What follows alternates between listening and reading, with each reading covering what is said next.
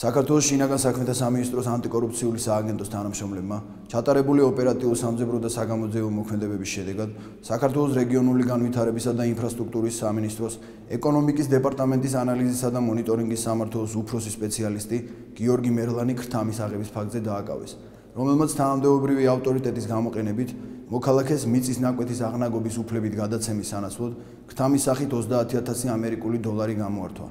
გამოძიება ქრთამის აღების ფაქტზე მიმდინარეობს საქართველოს სისხლის სამართლის კოდექსის 338 მუხლის პირველი ნაწილით.